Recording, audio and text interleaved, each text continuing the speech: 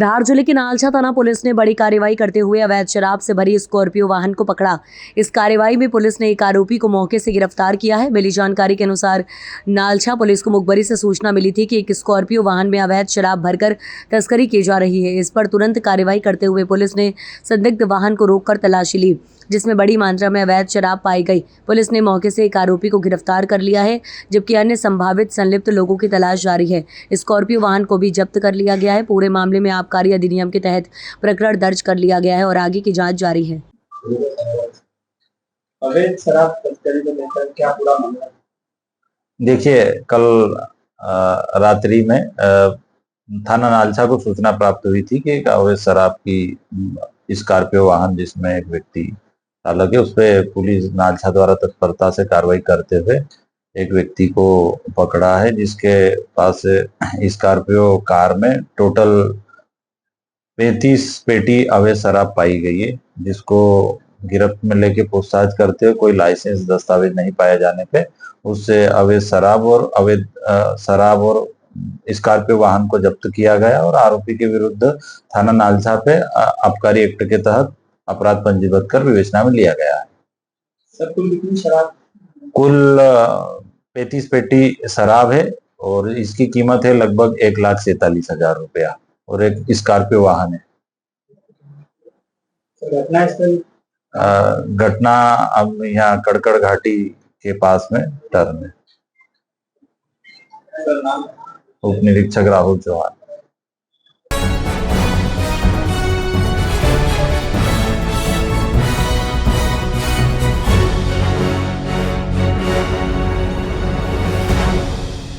उत्तर प्रदेश राज्य विद्युत उत्पादन निगम लिमिटेड के अधीन निर्माणाधीन सी प्लांट के मजदूरों को पिछले 4 महीने से वेतन नहीं मिला है। दुशान कंपनी के पेटी कॉन्ट्रैक्टर्स द्वारा मजदूरों से काम कराया जा रहा है, लेकिन भुगतान न मिलने से नाराज मजदूरों ने कई बार कार्य बहिष्कार और प्रदर्शन किया। आरोप है कि पेटी कॉन्ट्रैक्टर्स अधिकारियों को गिफ्ट देकर मामले को टालते रहे। अपना दल एस के जिला अध्यक्ष अंजलि पटेल ने मजदूरों की मदद के लिए पहल की। वीआईपी गेस्ट हाउस में जिलाधिकारी से मिलने पहुंचे सैकड़ों मजदूरों और जिलाध्यक्षों को पुलिस ने रोक लिया। इस पर जिलाध्यक्ष और पुलिस के बीच तीखी बहस हुई। हंगामे की आवाज सुनकर जिलाधिकारी बाहर आए। जिलाधिकारी ने बताया कि दुसान कंपनी बोर्ड प्रबंधन और श्रम विभाग के अधिकारियों से चर्चा की गई है। प्रबंधन ने दिए 5.8 करोड़ रुपए का भुगतान कंपनी के ठेकेदार ने अनंतर कर दिया है। जिलाधिकारी ने कहा कि मजदूरों का भुगतान प्राथमिकता से होना चाहिए। पावर कॉर्पोरेशन के अधिकारियों ने आश्वासन दिया कि 25 जुलाई तक 3.77 करोड़ का बकाया भुगतान किया जाएगा। इनमें से 1.95 करोड़ का भुगतान तत्काल किया जाएगा। भुगतान न होने पर श्रम विभाग कार्यवाही करने को स्वतंत्र होगा। दुसान कंपनी की विभिन्न इकाइयों में कार्यरत 300 से अधिक संविदा मजदूरों का बकाया वेतन के मुद्दे पर अपना दल एस के जिलाध्यक्ष अंजलि पटेल ने जिलाधिकारी से मुलाकात की। वीआईपी गेस्ट हाउस में हुई इस बैठक में ओबरा सीजीएम और दुसान कंपनी के प्रतिनिधि भी मौजूद रहे। जिलाध्यक्ष पटेल ने बताया कि दुसान कंपनी के 5 पेटी कॉन्ट्रैक्टर के अधीन काम करने वाले मजदूरों का पिछले 4 महीने से वेतन नहीं मिला है।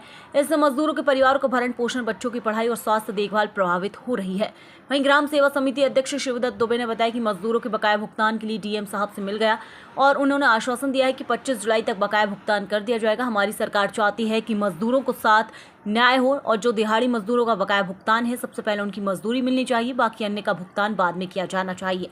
अधिकारी मजदूरों का भुगतान न करके सरकार को बदनाम करने का कार्य कर रहे हैं। कंपनी 12 घंटे मजदूरों से काम कराकर कई महीनों से भुगतान रोकी है, जबकि जुलाई का महीना स्कूल में फीस देनी है और अन्य पारिवारिक जिम्मेदारियां भी हैं। फिर भी अधिकारी मजदूरों की समस्या नहीं सुनते। आप लोग यहाँ पर अभी आए हैं अध्यक्ष जी, तो यहाँ पे क्या समस्या है, किस संबंध में लेकर आए हैं यहाँ पर और क्या अभी वार्ता हो रही है आपकी? समस्या ये है कि यहाँ पे ओबरा परियोजना में दुसान कंपनी है, जिसमें कई छोटी कंपनियां हैं, मेसर्स उसून company, messrs Bharat techno, messrs Shahzade Khan, messrs star electrical, messrs sam energy. इसमें ये मजदूर कई महीनों से काम किए हैं और ये दिहाड़ी के मजदूर हैं। इनका 4-4 महीने से भुगतान नहीं हुआ है। इसमें कोई देखिए चोटिल हैं, किसी के घर परिवार स्कूल खुल गया है, यहाँ पे फीस कैसे देंगे, वो दवा इलाज कैसे करेंगे, ये देखिए है। ये लोग कल हमको इसकी सूचना दिए कि ये पिछले 3-4 महीनों से भुगतान ये कंपनियां नहीं कर रही हैं। हमारा कहने का मतलब है कि मैं काम कर रहा हूं तो मुझे पारिश्रमिक चाहिए। कोई भी व्यक्ति काम करता है, जो उसका पेमेंट होता है उसको समय पे भुगतान होना चाहिए। आप ये बताइए, जिनकी 9,000 10,000 तनख्वाह होगी, और 4 महीने अगर बीत जाए, वो अगर राशन की भी दुकान पे जाएगा तो राशन वाला जो दुकानदार है वह भी यह बात बोलेगा कि भैया पैसा लाओ तभी हम आपको जो है देंगे। उसको खाने के लाले पड़े हैं। यहाँ जितने नौकरी पेशा लोग हैं, 4 महीना अगर तनख्वाह रुक जाए तो सबको समझ में आ जाए। तो अभी इसमें इस संबंध में जो है कि अभी आपकी अभी यहाँ पे क्या था, कल हमारी बात एसडीएम साहब से हुई थी। एसडीएम साहब प्रयास भी कर रहे हैं। एसडीएम साहब ने मुझे बताया कि लगभग 1,08,18,00,000 रुपए मजदूरों को देने के लिए आया हुआ है। और अभी किन किन ये जो भारत टेक्नो, शहजादे खान जो छोटी कंपनियां हैं, ये उन कंपनियों में किन मजदूरों का पैसा आया वो ये क्लियर नहीं है। लेकिन ये जो उसून कंपनी और जो स्टार इलेक्ट्रिकल, यहाँ पे जो लोग आए हैं और बहुत सारे लोग हैं, ये आए दिन रोज की समस्या है। जब मालूम है यह समस्या है तो इसका निदान जो हमारे प्रशासनिक अमले के लोग हैं, इन लोगों को दुसान कंपनी से बात करके उन लोगों पे दबाव बना करके उनका भुगतान कराना चाहिए। मंथली पेमेंट होना चाहिए। वार्ता से अभी क्या हल निकलना है कुछ? नहीं, अभी तो हम आए हैं। हमको कल जो जानकारी हुई, हमारी कल एसडीएम साहब से बात हुई, सुबह भी एसडीएम साहब से बात हुई। उन्होंने बताया कि आज डीएम साहब उसी परिप्रेक्ष्य में आए हैं। तो हम इसीलिए ये मजदूर सारे लोग कहे कि जब डीएम साहब आए हैं तो उनके सामने हम लोग अपनी समस्या बताएं, जिससे हमारा तत्काल निदान काम हो जाए। डीएम सर से अभी आपकी? हाँ, अभी वो बाहर बैठक ले रहे हैं, बाहर आएंगे। उन्होंने कहा है कि हम आकर के बाहर बात कर लेते हैं, जैसा भी होता है बता दें। आपका परिचय? अंजनी पटेल, जिला अध्यक्ष अपना दल है सोनभद्र। आज आपकी डीएम से कुछ वार्ता हुई है मजदूरों के भुगतान के लिए, जो दुसान कंपनी में कार्य कर रहे हैं उनका भुगतान नहीं हो पा रहा है।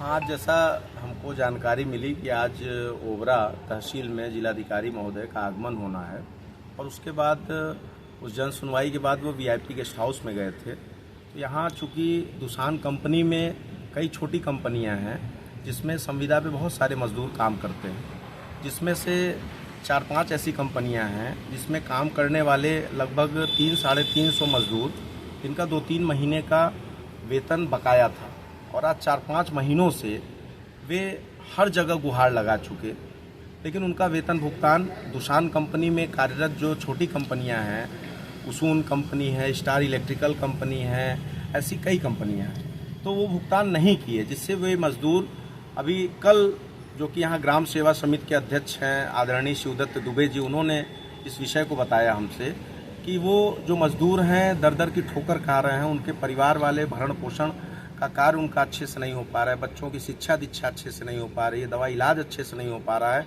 वो कैसे अपना भरण पोषण करेंगे। तो इसके लिए यहाँ डीएम साहब आज आए हुए थे। तो सभी मजदूर यहाँ पर वीआईपी गेस्ट हाउस में वहाँ पे पहुँचे और इस विषय को डीएम साहब के संज्ञान में रखा गया। डीएम साहब ने बताया, चूँकि उनकी जो बैठक चल रही थी उसमें ओबरा सीजीएम साहब भी थे, दुसान कंपनी के भी लोग थे और सभी लोग थे।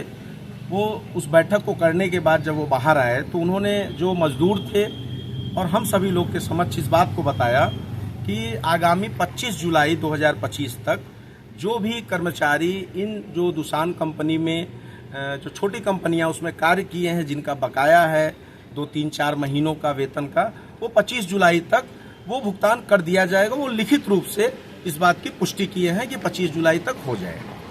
डीएम साहब ने यह भी कहा कि आज भी कुछ करोड़ों का भुगतान हुआ है, अगर कंपनी आगे भुगतान नहीं करेगी तो श्रम विभाग जो है वो कार्रवाई करने के लिए स्वतंत्र है। डीएम साहब ने ये बताया कि जैसा दुसान कंपनी यहाँ काम करा रही है, तो जैसे जो मशीनरी है लाखों की करोड़ों की, तो उन्होंने बताया कि सबसे पहले जो यहाँ वर्कर काम किए हैं उनका भुगतान होना चाहिए था। मशीनों का पेमेंट आप लोग पहले किए, वर्करों का भुगतान रोके हैं, ये गलत है।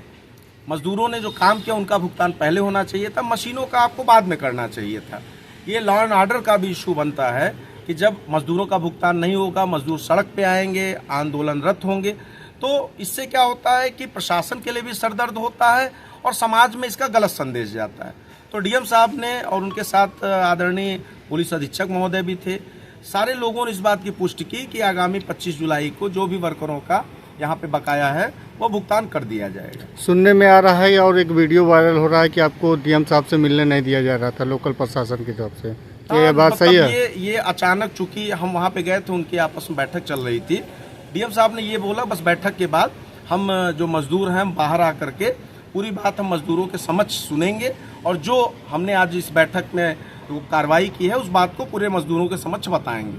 तो डीएम साहब जब बाहर आए तो इस बात को पूरे मजदूरों के समक्ष जो उनकी बैठक सीजीएम ओबरा और दुसान के लोगों के साथ हुई थी, वो उस पूरी बात को बताए हैं कि 25 तारीख तक। तो ठीक है, चूँकि आज भारतीय जनता पार्टी, अपना दल, निषाद पार्टी, राष्ट्रीय लोकदल, सुहेल देव भारतीय समाज पार्टी की जो सरकार है उत्तर प्रदेश में, हम सभी लोग ये चाहते हैं कि किसान, मजदूर, गरीब, जो शोषित वंचित समाज के लोग हैं, उनका कहीं से कोई नुकसान न हो, उनको उनका हक और अधिकार दिया जाए। तो इसके लिए आज यहाँ पर जो मजदूरों की समस्या थी उसको लेकर के हम लोग यहाँ पर मुलाकात की है डीएम साहब से, और डीएम साहब ने अपने बातों में इस बात की पुष्टि की कि अगले 1 हफ्ते के अंदर उनको मजदूरों का भुगतान हो जाएगा। लेकिन आपको जानने के बावजूद भी पुलिस प्रशासन डीएम साहब से मिलने क्यों नहीं देते, ये बड़ा सवाल है। नहीं, ऐसा नहीं है। इस बात को बहुत तूल देने की कोई आवश्यकता नहीं है। वह उनकी बैठक चल रही थी। अगर भाई बैठक चल रही है तो बैठक के बाद वो आए और बाहर इस बात को, जो बैठक इस परिप्रेक्ष्य में ही थी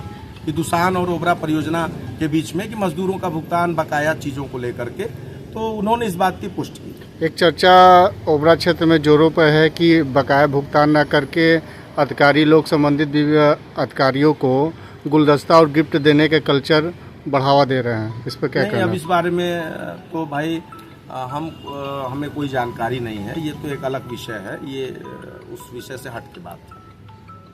शिवदत्त दुबे, ग्राम सेवा समिति अध्यक्ष, खेटिया, ओबरा। आज आप लोग डीएम से मिले हैं मजदूरों के बकाया भुगतान के लिए, क्या आश्वासन मिला? मजदूरों के बकाया के संबंध में हम डीएम साहब से मिले। जो है डीएम साहब ने आश्वासन दिया है कि 25 तारीख तक मजदूरों का भुगतान जो है पूर्ण रूप से कर दिया जाएगा। तो कितने महीने से मजदूरों का भुगतान रुका था? मजदूरों का लगभग 4 महीने से भुगतान रुका हुआ है।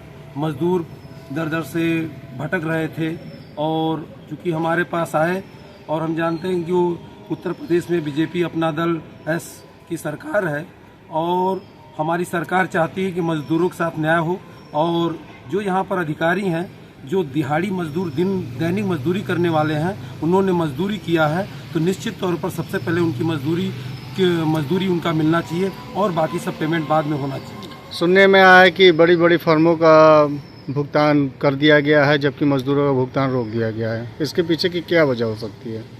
अब इसके पीछे का तो हम तो इसको क्लियर नहीं बता पाएंगे, अधिकारी ही बता पाएंगे कि उनकी क्या मंशा है, वो सरकार को इस तरह बदनाम क्यों करना चाहते हैं। उनकी नैतिक जिम्मेदारी है कि मजदूर काम किया है तो उनका जो है निश्चित तौर पर सबसे पहले भुगतान होना चाहिए, क्योंकि दैनिक मजदूर है। 8,000 10,000 का वो दैनिक वेतन पाता है, 8,000 10,000 महीने का दैनिक वेतन भोगी है, उसे 12 घंटा काम करा करके जो है इस तरह से इतना दिया जाता है। तो निश्चित तौर पर इस तरह से 4 महीने से रोकना, उनके घर में चूल्हा तक न जलने की नौबत है, उनके बच्चों की जुलाई में फीस देने की बात है, तो वो बेचारे बड़े परेशान हैं। जो है एक चर्चा ये भी है कि जब मजदूर आवाज़ उठाते हैं अपने हक के लिए, बकाया भुगतान के लिए, तो ये कल्चर बीच में ला दिया जाता है, गुलदस्ता और पैकेट कल्चर, गिफ्ट कल्चर, क्या ये सही बात है? हम भी उड़ती हुई सुने हैं खबर सर इसके बारे में हैं। इसके बारे में जो उच्च अधिकारी हैं, इस पर उनको संज्ञान लेकर के इस तरह के कल्चर को यहाँ पर समाप्त करना चाहिए। हमारी सरकार चाहती है मजदूरों के साथ न्याय हो, और जो मजदूर यदि मजदूरी किया है तो निश्चित तौर पर उसका पहले भुगतान होना चाहिए, और उसके बाद बाकी गुलदस्ता कल्चर ये सब बाद में होना चाहिए। आप कर सकते हैं जो है, लेकिन पहले मजदूरी देने के बाद।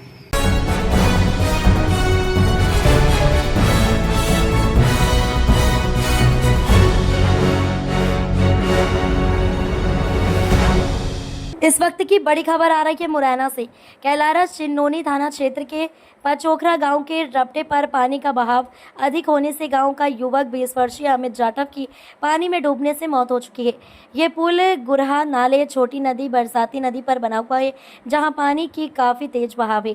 ये बहुत बड़ी लापरवाही है। प्रशासन ने लगातार निर्देश अपने अधीनस्थ को दिए जा रहे हैं, लेकिन उसके बावजूद लोग दुर्घटना की आशंका वाले लपटों से निकलना बंद नहीं कर रहे हैं।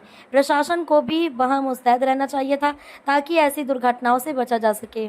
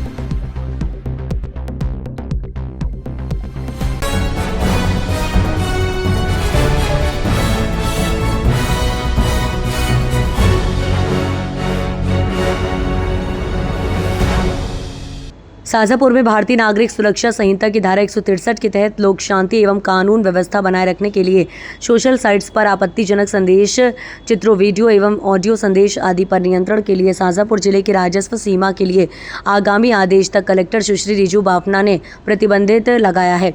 आदेश के अनुसार Facebook, WhatsApp, Twitter, x, Instagram user द्वारा कोई ऐसा आपत्तिजनक संदेश, चित्रों, वीडियो एवं ऑडियो संदेशों आदि को जिससे आमजन की भावना को आहत एवं किसी संप्रदाय विशेष की भावना उद्वेलित हो, ऐसे पोस्ट को शेयर, फॉरवर्ड, लाइक ना करें, न ही प्रसारित करें। व्हाट्सएप ग्रुप एडमिन तथा ग्रुप से जुड़े यूजर धार्मिक भावना भड़काने वाले पोस्ट को प्रसारित नहीं करें एवं ग्रुप के यूजर को ऐसा करने से रोकें। ग्रुप एडमिन व्हाट्सएप, फेसबुक एवं अन्य बनाए गए ग्रुप का मुखिया होता है। यदि उसके ग्रुप के कोई भी सदस्य आपत्तिजनक सामग्री पहुंचाने वाला अथवा संदेश, फोटो, वीडियो ग्रुप में शेयर करता है तो ग्रुप एडमिन की जवाबदारी होगी। इन पर कोई भी प्रतिक्रिया देने के पूर्व इनकी सत्यता की जांच करने का प्रयास करें। किसी भी अफवाह, भ्रामक सूचनाओं की पोस्ट को प्रसारित नहीं करें। यदि कोई व्यक्ति इस आदेश का उल्लंघन करेगा तो वह भारतीय न्याय संहिता 2023 की धारा 223 के अंतर्गत अभियोजन के लिए उत्तरदायी होगा।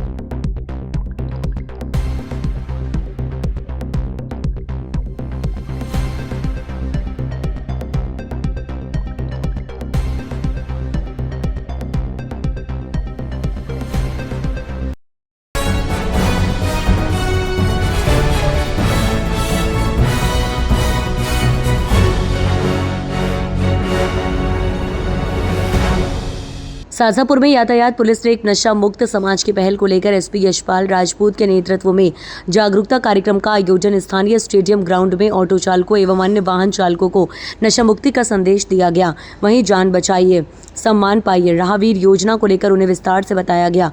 कार्यक्रम में वाहनों पर प्रेरणादायक स्टिकर भी चिपकाए गए।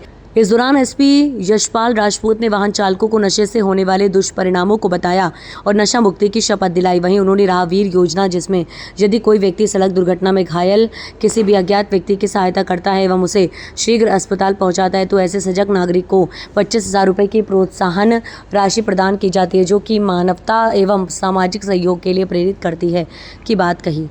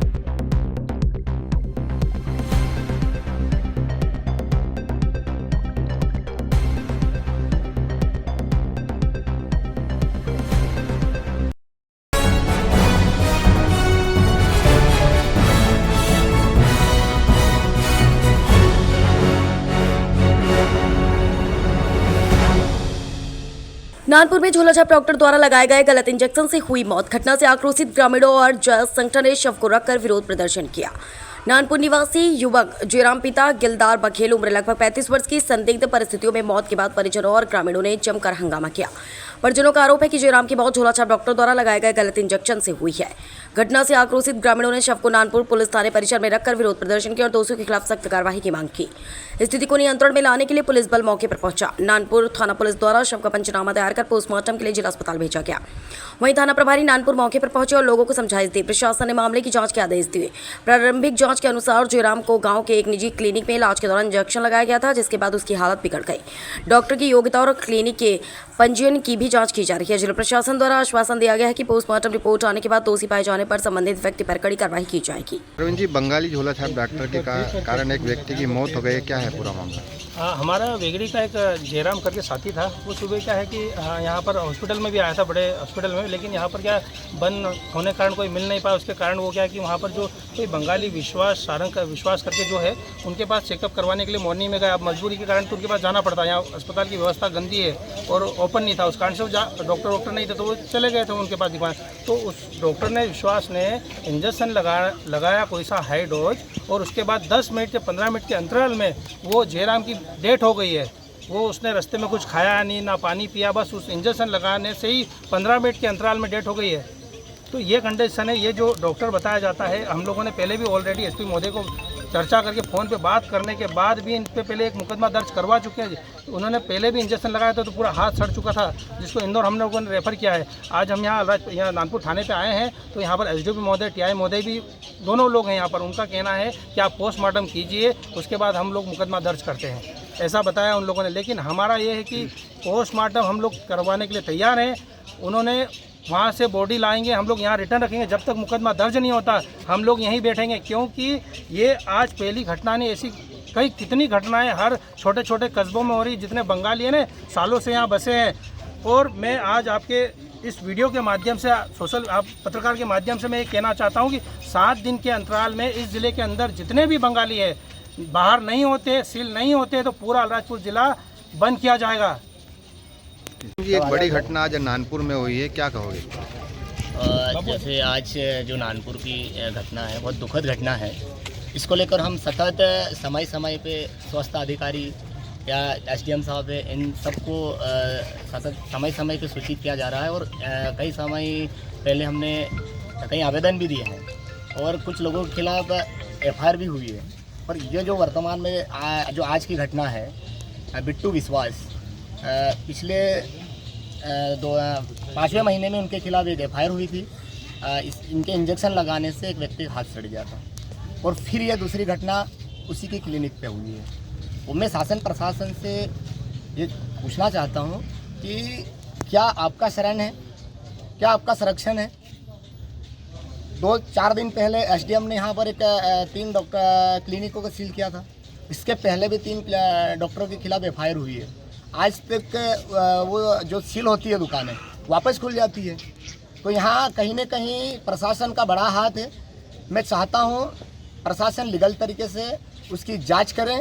जो भी दोषी जो अवैध क्लिनिक संचालक हैं उनके खिलाफ कार्रवाई होनी चाहिए। और जो आज घटना हुई है, बिट्टू विश्वास जो डॉक्टर है जिनकी क्लिनिक पे आज एक व्यक्ति की मौत हुई है, उसको पहले एट्रोसिटी भी लगना चाहिए। इसके बाद 307 और 302 के तहत हत्या का केस दर्ज होना चाहिए। सर्व समाज इसकी मांग करता है। यदि 307 और 302 हत्या जैसी धाराएं नहीं लगती हैं तो पूरा समाज आने वाले समय में पूरा नानपुर नगर बंद करके एक आंदोलन करेंगे। उसकी संपूर्ण जवाबदेही शासन प्रशासन की रहेगी। सर, आज एक नानपुर में घटना हुई है, बंगाली डॉक्टर के द्वारा एक इंजेक्शन लगा के एक व्यक्ति की मौत हो गई, उसको लेकर क्या करें? ये सुबह सूचना प्राप्त हुई थी कि जयराम बघेल करके, जो कि बेगड़ी के रहने वाले हैं, उनकी मृत्यु हो गई है। और जैसा कि बताया कि इंजेक्शन लगाने से, तो अभी इस संबंध में मर्ग पंजीबद्ध किया गया है थाना नानपुर पर। पीएम के लिए अभी बॉडी भेजी, और जैसा भी आएगा उसके पश्चात आगे की जांच की जाएगी। सर, पूर्व में भी इसी डॉक्टर के खिलाफ एक एफआईआर दर्ज हुई इस थाने में, लेकिन उसके बावजूद भी एक क्लिनिक संचालित हो रहा था, क्या कारण है? ये अभी सूचना से प्राप्त हुई है। हम इसको देखते हैं कि क्या कारण है कि उनके द्वारा ये चलाया जा रहा है। सर, अभी किन किन धाराओं में एफआईआर दर्ज किया? अभी एफआईआर दर्ज नहीं हुई है। फिलहाल में मर्ग पंजीबद्ध हुआ है, और मर्ग की जांच के पश्चात ही संबंधित धाराओं में एफआईआर दर्ज की जाएगी।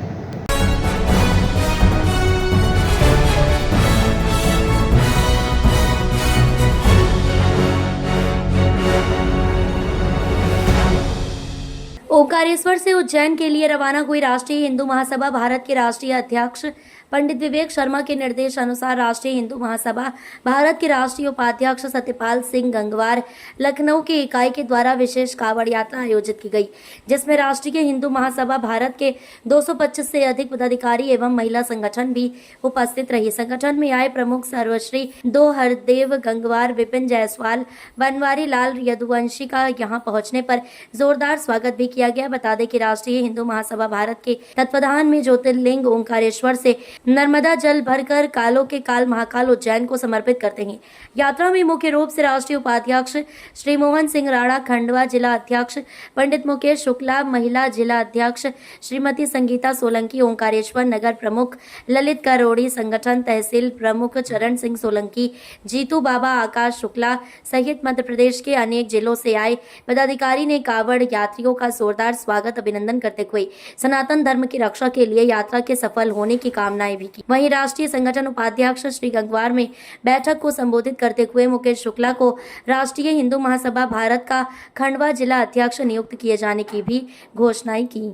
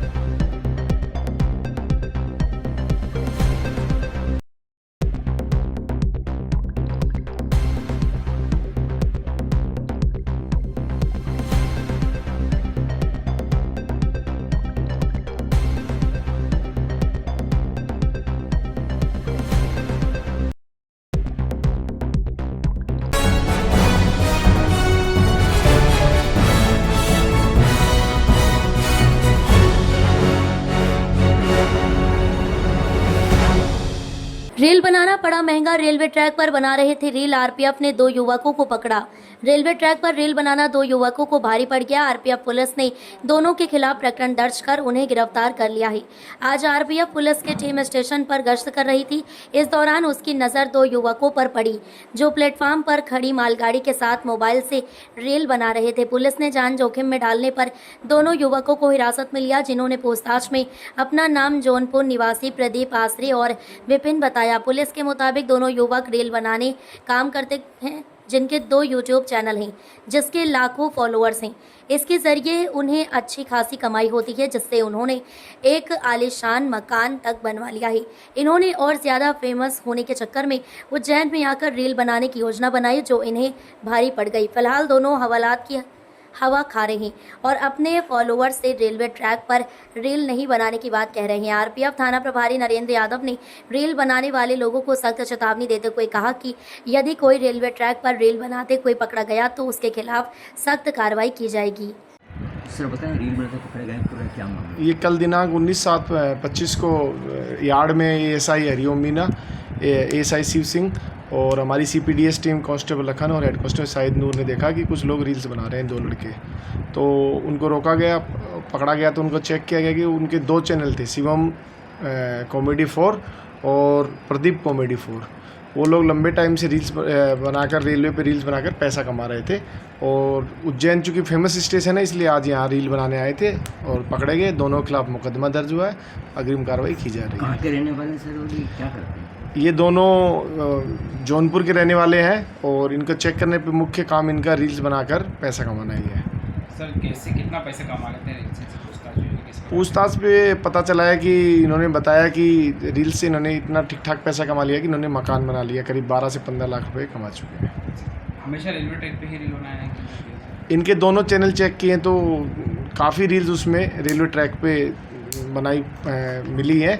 हालांकि अब उन्होंने अपने व्यूज़र और फॉलोअर्स से अपील की है कि भविष्य में ऐसी गलती ना करे, वरना मुकदमा हो जाएगा, जान भी जोखिम में हो सकती है। ऐसे लोग जो लगातार रील बना रहे रेलवे ट्रैक पर, उनके लिए क्या सर? अगर रेलवे ट्रैक पर रील बनाते हैं तो पहले तो ये आपके जान माल को दोनों को खतरा है, दूसरा ऐसा करने पर आपके खिलाफ कानूनी कार्रवाई भी की जाएगी।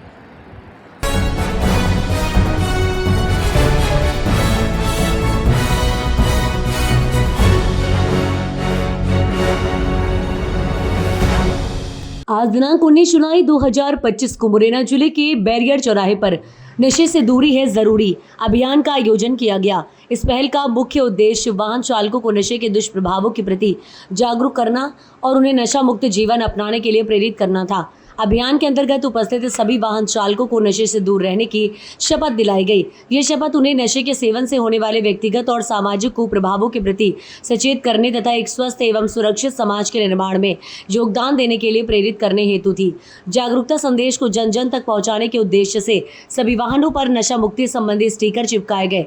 इन स्टिकरों के माध्यम से राह चलते लोगों को भी नशे के खिलाफ संदेश प्रसारित करने का प्रयास किया गया। कार्यक्रम के समापन पर अभियान में शामिल सभी लोगों को टी शर्ट और कैंप वितरित किए गए। ये वितरण न केवल उनकी सहभागिता को सराहा गया बल्कि ये भी सुनिश्चित किया गया कि वे नशे से दूरी है जरूरी के संदेश के वाहक बने।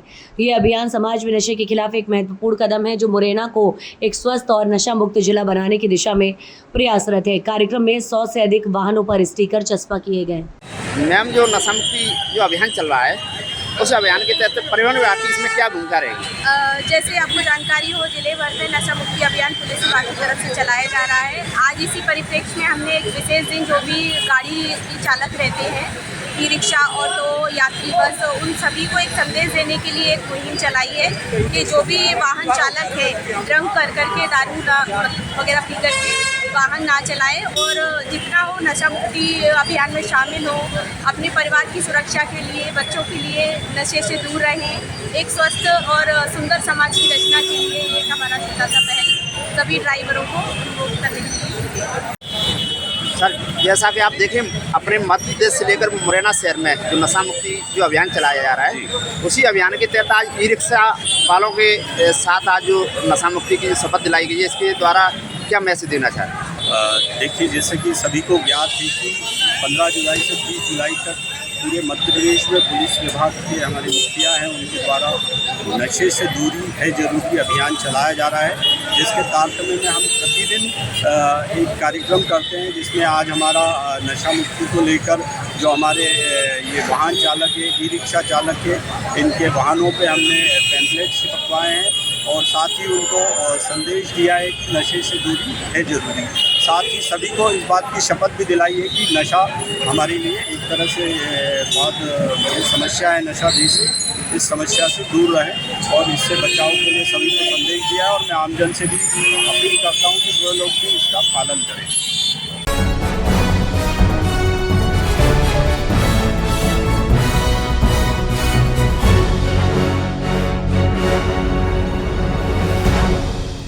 अयोध्या जनपद की थाना कुमारगंज के अंतर्गत पिटला गांव के पास डिलीवरी का सामान लेकर आ रहे ट्रांसपोर्ट वाहन के ड्राइवर व कंडक्टर से मामूली कहासुनी होने के बाद मनबड़ युवकों ने डीसीएम चालक को लोहे के रॉड से पीटा तथा वाहन में तोड़फोड़ किया।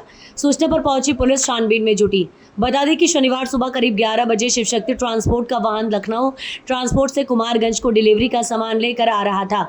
डीसीएम वाहन जैसे ही पिटला गाँव के पास पहुंचा वैसे ही एक महिंद्रा ट्रैक्टर सामने आ गया। डीसीएम चालक ने ट्रैक्टर चालक से साइड देने को कहा। इस पर ट्रैक्टर चालक विनय सिंह व उनके साथी ट्रैक्टर से उतरकर शिवशक्ति ट्रांसपोर्ट के वाहन चालक राकेश कुमार व उनके साथी संजय को मारना पीटना शुरू कर दिया तथा डीसीएम वाहन के साइड मिरर व वाइपर को भी तोड़ दिया था।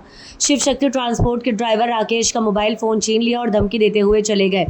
पीड़ित ने इसकी सूचना 112 पर दी। सूचना पाते ही कुमारगंज पुलिस मौके पर पहुंची और छानबीन करना शुरू किया। सभी आरोपी मौके से फरार हो गए। इसके बाद पीड़ित ट्रांसपोर्ट डीसीएम चालक ने कुमारगंज थाने पहुंचकर प्रार्थना पत्र देते हुए कार्यवाही की मांग की। चौकी इंचार्ज एनडीए अभय प्रताप सिंह ने बताया कि मामले की जांच की जा रही है, जल्द ही आरोपियों के खिलाफ कार्यवाही की जाएगी।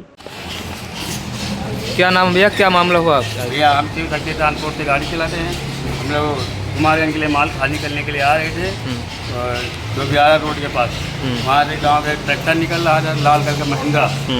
विनय सिंह चालक से उन्होंने रोका। हमने कहा भैया साइड कर लीजिए गाड़ी। साइड करने के बावजूद उन्होंने साइड नहीं किया। उसके बाद उनको मान पारे नहीं, भट्टी भट्टी गाली देने लगे। गाली देने के पश्चात वो उतरे, तोड़ फोड़ मचाए, मारे पीटे और हमें चोट भी लगी और हमारा पचास हमें फ़ोन छीन कर चले गए, फ़ोन छीन कर चले गए। आपने कहीं शिकायत की इसकी? हाँ, थाने में शिकायत की है। क्या बोले? थाने में क्या बोले? वो बोले कि हम बात छानबीन कर रहे हैं, आपकी बात बताएंगे, आपको शाम तक बताएंगे। वो चले गए। धन्यवाद। क्या नाम भाई साहब आपका? राकेश कुमार। क्या नाम है? राकेश कुमार। कहाँ के निवासी? सर हम रायबरेली जिला के हैं। क्या घटना घटी आज आपके साथ? सर हम गाड़ी लेकर आ रहे थे, हमसे मोबाइल छीन लिए लोग का। आपने कहीं शिकायत की इसकी? थाने में सर शिकायत की थी। कौन सी मोबाइल थी आपकी? ओप्पो के था, ओप्पो A1 16। कौन कौन था छीनने? सर 3 लोग थे। नाम पता है उनका? नाम पता सर, एक विनय कुमार सिंह, विनय सिंह है नाम। हाँ हाँ। और तो नहीं जानते नाम सर किसी का। 2 अज्ञात। क्या कहा पुलिस वालों ने? पुलिस वालों ने दिखाए, वहाँ 112 भी गई थी उनके घर। हाँ हाँ। और थाना इंचार्ज भी गए कुमारगंज से, वहाँ बैठे थे 2-3 घंटे। उसके बाद यहाँ लेके थाने आए, गाड़ी लेके गए, वहाँ एप्लीकेशन लगवाए। उसके बाद बोले हम छानबीन कर रहे हैं, कल सुबह तक मोबाइल दिलवा देंगे, दुकान में धरवा देंगे। अच्छा अच्छा, धन्यवाद।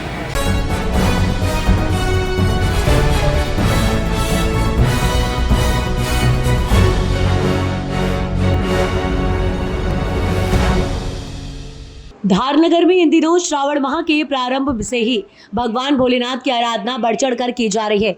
आपको बता दें कि श्रावण माह का महीना भगवान शिव की आराधना का महान पर्व माना जाता है। इस बात को ध्यान में रखते हुए पूर्णिमा महोत्सव समिति के द्वारा श्रावण माह के प्रारंभ में ही पूरे 1 माह के लिए अखंड रामायण जी का पाठ विधि विधान के साथ प्रारंभ किया गया, जो निरंतर पूरे महीने 720 घंटे तथा चलता रहेगा। पूर्णिमा उत्सव समिति के इस प्रयास की नगर व आसपास के ग्राम में भी प्रशंसा हो रही है। इस रामायण जी के पठन से बच्चे, बूढ़े, महिलाएं, पुरुष सभी अपने अपने समय अनुसार पठन के लिए आ रहे हैं और युवा पीढ़ी भी रामायण जी के पठन का अभ्यास कर सामूहिक रूप से पठन कर रहे हैं। मंदिर परिसर को प्रतिदिन आकर्षक रूप में सजाया जाता है। वहीं हजारों की संख्या में दीपमालाओं में रात्रि में परिसर जगमग हो जाता है। ऐसा लगता है मानो दीपावली का त्योहार चल रहा है, जो प्रतिदिन आकर्षण का केंद्र रहता है। इसी कड़ी में नगर के प्रति आचीन घाटी वाले शिवालय, प्राचीन नरसिंह मंदिर एवं ऋण मुक्तेश्वर महादेव धाम, पशुपतिनाथ मंदिर, बड़दा बड़े महादेव मंदिर एवं ग्राम गातला के शिवालय पर पूरे माह भगवान भोलेनाथ का अभिषेक पूजन आधी रात से ही प्रारंभ हो जाता है। पूर्णिमा उत्सव समिति के सदस्यों ने बताया कि पूरे माह के इस रामायण पठन से पूरा नगर गूंज रहा है। इस पूरे नगर की सारी आपदा विपदा एवं आसुरी शक्तियों का नाश होता है। नगर को इस धार्मिक आयोजन से लाभ अवश्य प्राप्त होता है।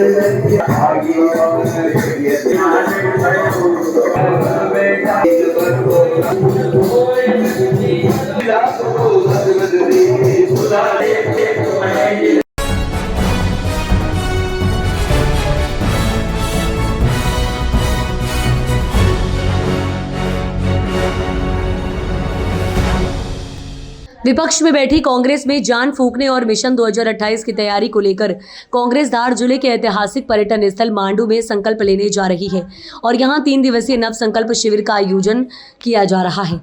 आपको बता दें कि जिसमें मध्य प्रदेश के सभी कांग्रेस विधायक शामिल होंगे, जिन्हें मध्य प्रदेश के निर्माण और प्रदेश सरकार के खिलाफ तमाम मुद्दों को लेकर प्रशिक्षण दिया जाएगा। धार जिले के ऐतिहासिक स्थल मांडू में कांग्रेस पार्टी 21 और 22 जुलाई को नव संकल्प शिविर का आयोजन करने जा रही है। इस 2 दिवसीय शिविर में पार्टी की विचारधारा, नीतियों और आगामी रणनीतियों को लेकर चिंतन और मंथन किया जाएगा। शिविर का आयोजन कांग्रेस के वरिष्ठ नेता और अखिल भारतीय कांग्रेस कमेटी के पर्यवेक्षक हरीश चौधरी के मार्गदर्शन में किया जा रहा है। नेता प्रतिपक्ष उमंग सिंघार ने बताया कि यह शिविर संगठन को जमीनी स्तर पर मजबूत करने और जनता से जुड़ने की नई दिशा तय करेगा। सिंघार ने प्रदेश की भाजपा सरकार पर निशाना साधते हुए कहा कि राज्य में हालात बेहद चिंताजनक है। महिलाओं पर अत्याचार बढ़े हैं, दलितों की जमीन छीनी जा रही है, युवा बेरोजगारी से परेशान है और हजारों करोड़ों रुपए के घोटाले ने शासन की नीयत और नीति दोनों पर सवाल खड़े कर दिए हैं। उन्होंने कहा कि कांग्रेस इन तमाम मुद्दों को लेकर जनता के बीच जाएगी और एक मजबूत विकल्प के रूप में खुद को तैयार करेगी। कांग्रेस के इस नव संकल्प शिविर को आगामी चुनावों से पहले पार्टी की दिशा और दशा तय करने वाले महत्वपूर्ण पड़ाव माना जा रहा है। नव संकल्प शिविर मांडू में 21-22 को आयोजित होने वाला है, क्या कुछ रहेगा उसमें? देखिए, मैं ये स्पष्ट करना चाहता हूं कि भारतीय जनता पार्टी के कुछ नेता मंत्री कह रहे हैं कि प्रशिक्षण है की आवश्यकता है, तो प्रशिक्षण भारतीय जनता पार्टी के विधायकों को आवश्यकता है, उनके मंत्रियों को आवश्यकता थी और जो उन्होंने पचपणी में किया।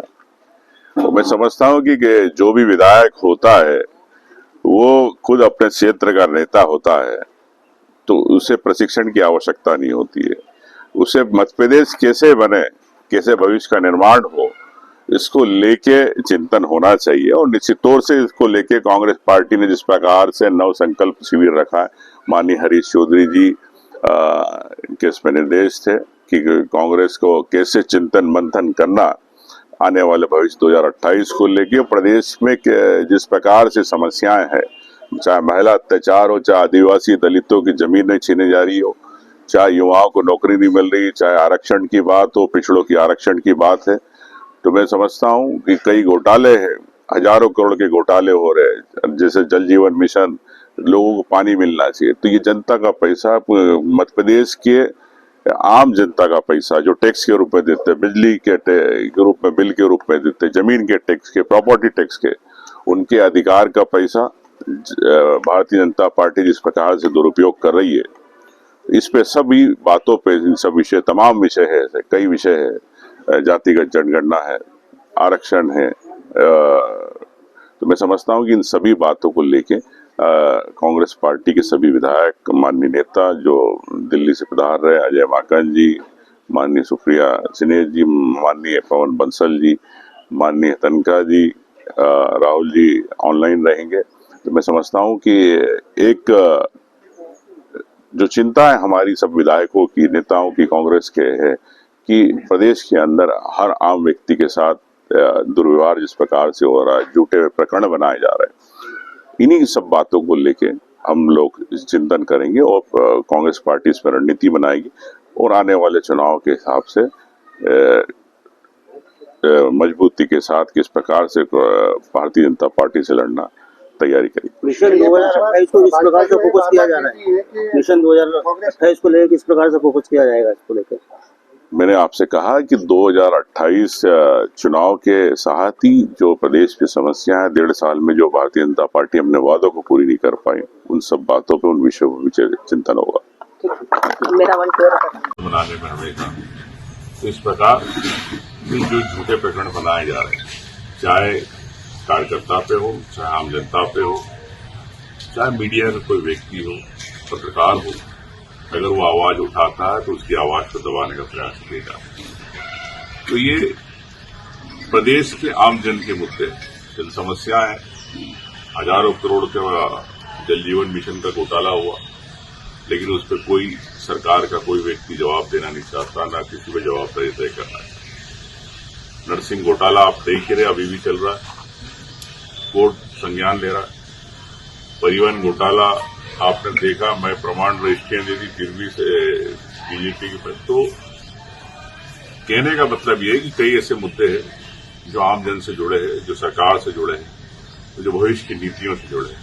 तो ये एक शिविर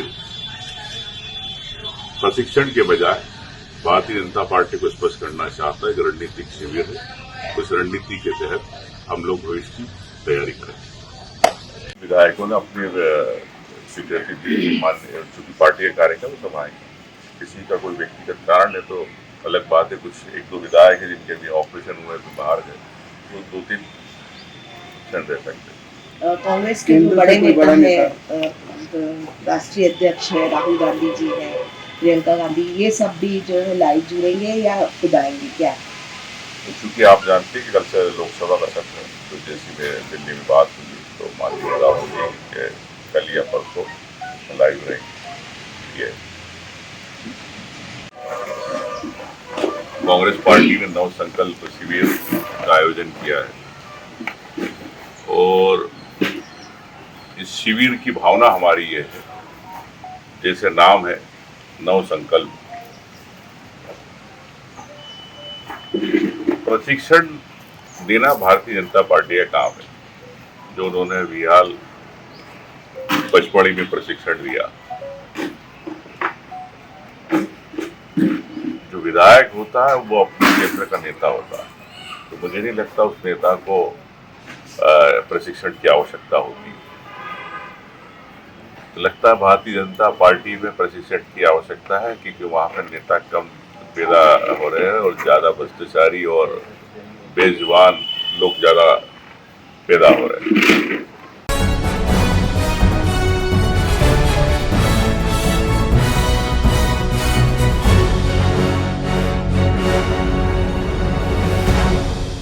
नागदा में भी स्मार्ट मीटर हटाने की मांग के खिलाफ आंदोलन जारी रहा। नगर के समस्त इलाकों से लोग एमपीईबी ऑफिस एकत्रित हुए और स्मार्ट मीटर को हटाने की मांग करने लगे। लोगों का आरोप था कि जहां पहले बिजली का बिल 100 से 200 रुपए आया करता था, वो आज बढ़कर 2000 से 3000 रुपए आ रहा है और सरकार आम आदमी की जेब पर डाका डाल रही है। गरीब आदमी का मरण हो रहा है। बढ़े हुए बिजली के बिलों के आंदोलन में राजनीति देखने को मिली। जहां कांग्रेस कार्यकर्ता आंदोलन में एकत्रित हुए, वहीं बीजेपी के कुछ कार्यकर्ताओं को छोड़कर कोई भी बड़ा नेता आंदोलन में उपस्थित नहीं रहा। गरीबों की लड़ाई सिर्फ कांग्रेस की दिखाई दी। अब देखना है सरकार के सर पर कब तक जू रेंगती है या फिर गरीब स्मार्ट मीटर के बिल से यूं ही पिसता रहेगा। गरीबों के घर में देख लो, ना एसी है, ना कूलर है, ना फ्रिज है, कुछ नहीं है, लेकिन इनका 4-4 हजार बिल आ रहा। कहाँ से आ रहा है बिल? इसका समाधान करो। नहीं करेंगे हम बिल भी नहीं भरेंगे और सब महिलाओं को लेकर इनके यहाँ पे धरना देंगे। या तो मीटर बदल दो, हमारा मीटर हटाओ, आप जो पुराना मीटर है वही लगवा दो। आप वही लगाना चाहिए बस। पुराना ही लगाओ। पुराना लगा था, इतना बिल नहीं आ रहा था। हर महिला खुश होकर बिल भरती थी जाकर। 4-4 हजार बिल आ रहा, कहाँ से हम भरेंगे बताइए आप? नौकरी पानी भी नहीं, आदमी मजदूरी गारा मट्टी का काम करने जा रहा है, कहाँ से भरेगा 4,000 10,000 बिल? और एक महीना नहीं भरते, दूसरे महीने लाइट काट रहे हैं। आप बताइए, सब समस्या तो है गरीबों पे। इनका क्या, ये तो पैसे वाले भर देंगे, हम कहाँ जाएंगे? तो कृपया करके इनको बोल दो, जितना नया मीटर लगा है सब मीटर हटवा दइए। 1 साल से पहले मैं भी यहाँ आई थी, मैंने शिकायत। आम जनता यहाँ मध्य प्रदेश विभाग पर बिजली मंडल पर इकट्ठी हुई है। उनका मुख्य कारण है जिनकी 8-8 हज़ार रुपये, जो महीने के 12-12 हज़ार रुपये कमाते हैं, उनके बिल 8-8, 6-6 हज़ार रुपये आ गए हैं। अब यहाँ आकर बोलते हैं तो बोले मीटर में रीडिंग इतनी है आपकी। जो स्मार्ट मीटर में ऐसा कहना चाह रहे हैं कि अपने को इसकी जानकारी दे रहे हैं कि उसमें ऐसी चिप लगी, जो जिनके बिल 800 आते थे अब उनके 1500, 1600 बिल आ रहे हैं। तो मेरा यही है कि सभी मध्यम जिनके बिल बढ़े हैं वो अभी शांतिपूर्ण तरीके से कर रहे हैं। अगर जल्दी उनके बिल में आधे नहीं करे गए या माफ़ नहीं करे गए तो एक बड़ा आंदोलन आम जनता के द्वारा किया जाएगा, जिसका जिम्मेदार शासन प्रशासन रहेगा। बिजली बिल वापस लो, बढ़े हुए बिल हमारे बस यही है कि जितने बड़े बिजली बिल है वापस लिए जाएँ। तब से बिजली का बिल काफी आ रहा है। अब कई जगह ऐसे स्लम एरिया जहाँ पे वो जितना कमाते हैं उससे ज्यादा बिल भरना पड़ रहा है उन लोगों को। जिनकी ठेकेदारी में नौकरी, जो रोज डेली जो कमाने वाले हैं, उनसे जितना कमा नहीं पाते उससे ज्यादा तो बिल भर रहे हैं वो लोग। आज हम लोग यहाँ पे आए हैं।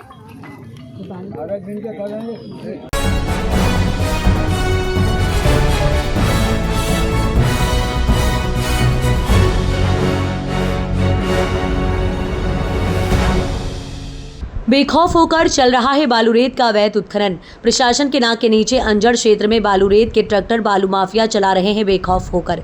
आज हम बात कर रहे हैं बड़वानी जिले के बालूरेत माफिया की, जिसमें कुछ अंजड़ तहसील के कुछ लोग शामिल हैं, जो दिन हो या रात हो खुलेआम बालूरेत का स्टॉक कर ट्रैक्टर से परिवहन कर बेच रहे हैं। बालूरेत जिला प्रशासन और पुलिस प्रशासन मौन है, या ये कहें कि सबकी मिलीभगत से चल रहा है ये गोरख धंधा। जिला मुख्यालय बड़वानी से 21 किलोमीटर की दूरी पर ग्राम छोटा बड़दाजू के सरदार सरोवर बांध से पूर्ण रूप से डूब प्रभावित है, जिसमें लोगों के घर, कृषि भूमि, खलियान डूब में गए हैं। इनमें से कुछ लोग मुआवजे से अभी तक वंचित हैं और जिन लोगों को मुआवजा मिल चुका है उनकी संपत्ति नर्मदा विकास प्राधिकरण के नाम से हस्तांतरित हो चुकी है। यहाँ पर बालू रेत भरपूर मात्रा में, जहाँ पर रेत उत्खनन धड़ल्ले से चल रहा है और शासन प्रशासन का मौन रवैया है। ग्राम छोटा बड़दा अंजड़ से दीपक बंडलोई, शहर क्राइम न्यूज चैनल से।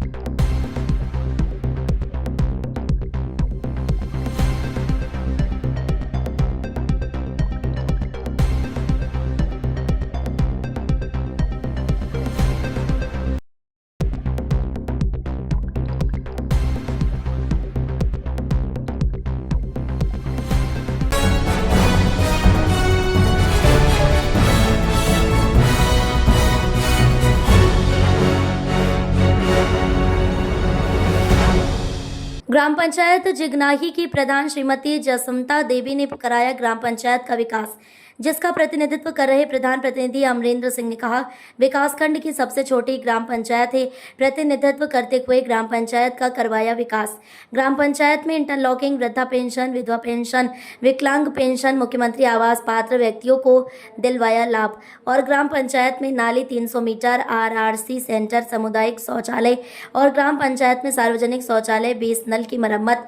110 ग्राम पंचायतों में सबसे पहले पूर्व माध्यमिक विद्यालय, प्राथमिक विद्यालय में टाइल्स से रंगाई पुताई, दिव्यांग शौचालय का निर्माण करवाया गया। ग्राम पंचायत की जनता की सुविधा के लिए चक रोड 800 मीटर बनवाया, आने जाने के लिए और प्रमुख कोटा से एक स्ट्रीट लाइट भी लगवाया। ग्राम पंचायत में पंचायत भवन का कायाकल्प करवाया और पंचायत भवन में सचिव अमित कुमार, आचार्य, पंचायत सहायक रीमा देवी आदि लोगों के साथ बैठक कर जनता की समस्या का समाधान और सरकार की महत्वाकांक्षी योजनाओं के बारे में जानकारी जनता को अवगत कराई जाती है और ग्राम पंचायत में रास्ते पर लगे घूर गड्ढा को भी हटवाया गया।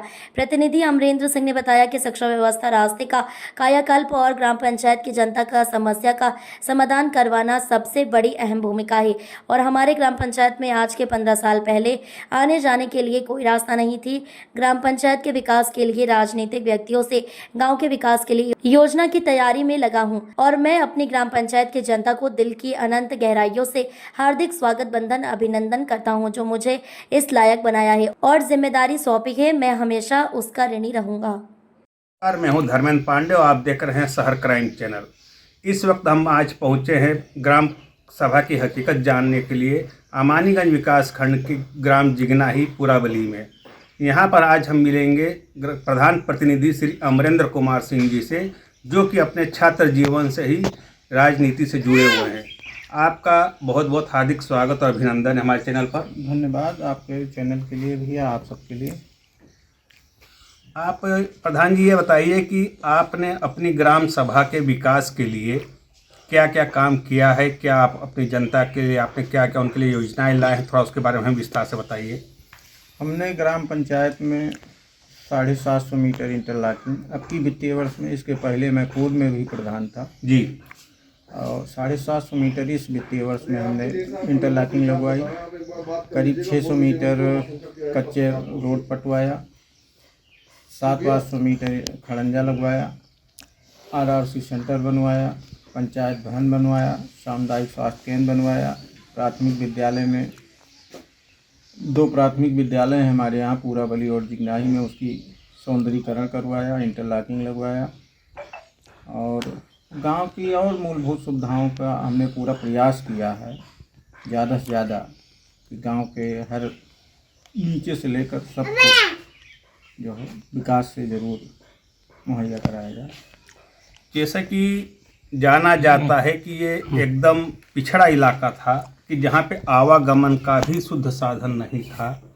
अगर कोई बीमार पड़ जाता, कुछ हो जाता, उसके सबकी बड़ी दिक्कत रही है कि आपके क्षेत्र में। उस दिशा में आपने क्या काम यहाँ पे करवाया है? 2000 से मैं छात्र जीवन से जब निकला तो राजनीति में प्रवेश किया, तब से हम अपने गांव के लिए रास्ता नहीं था, क्योंकि हमारा गांव जो है जंगल के चारों तरफ से घिरा हुआ गांव जी।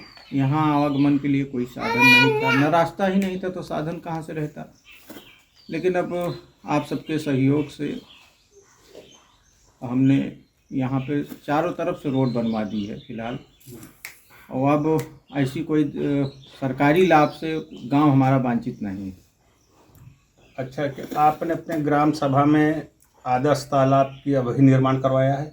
हाँ, हमने निर्माण करवाया था, प्रस्तावित है, क्योंकि कच्चा तो खुदाई हो गई है लेकिन पक्का निर्माण के लिए कोई अभी स्वीकृति नहीं मिली है शासन द्वारा। मिलेगी तो ज़रूर करवाऊँगा। अच्छा, आपके यहाँ पे जैसे आपके द्वारा जो भी सरकारी योजना और ये सब आती है, जैसे प्रधानमंत्री सम्मान निधि है, कृषक बीमा है, इन सब के लिए भी आप अपने क्षेत्र के अपने ग्रामवासियों के लिए प्रयासरत हैं? जरूर हम कैंप लगवाते हैं अपने यहाँ पंचायत भवन पे। लमसम हमारे यहाँ 4-6 लोग को छोड़ करके बाकी जितने सम्मान निधि पाने वाले हैं सब लोग पाते हैं। और हमारे यहाँ दुर्घटनाएं हुई थी, हमने 5 लाख रुपए का अनुदान सरकार से जो मिलता है उसको भी दिलवा दिया है 3 लोगों को। पारिवारिक लाभ को हमने दिलवा दिया है करीब 10 महिलाओं को। पेंशन विधवा तो ऑलरेडी हमारे यहाँ सबकी बन गई है। कोई नहीं बचा है, एक केवल बची है, उसकी भी आवेदन हो गया है। तो ऐसा कुछ नहीं है, जो सरकार के नियम हैं उसको फॉलो करते हैं। अच्छा, जैसे कि ये ग्रामीण क्षेत्र होने की वजह से जल की शिकायत रहती है, तो जैसे अक्सर अब तो नए नल नहीं आ रहे हैं, लेकिन जो पुराने क्या आप उनकी मरम्मत वगैरह पे विशेष ध्यान देते हैं? जी, हमारी ग्राम पंचायत में चूँकि नल की संख्या 109 है और मेरी ग्राम पंचायत बहुत छोटी है, जमानीगंज ब्लॉक की सबसे छोटी ग्राम पंचायत है। और मानदेय लेके मान के चलिए कि साल भर में 2-2.5 लाख रुपए आता है, लेकिन अब तब भी लमसम हमारे यहाँ 2 रिबोर इस समय प्रेजेंट टाइम में होने वाले हैं, वो भी 1 हफ्ते बाद करवा दिए जाएंगे। बाकी कोई ऐसा नल नहीं है, जो दिक्कत होती है बनवाया जाता है। आप अब हमारे चैनल के माध्यम से अपने सम्मानित ग्राम सभा की सम्मानित जनता को आप कुछ कहना चाहेंगे? जी बिल्कुल, अगर हमको भाई 10 साल से मौका दिए हैं, हमको हमारे परिवार को, हमारे संबंध को, हम जरूर ग्राम पंचायत की अपनी जनता का हमेशा आशीर्वाद मिला है और आगे मिलता रहे, यही आप उनसे अपेक्षा रखते हैं। धन्यवाद।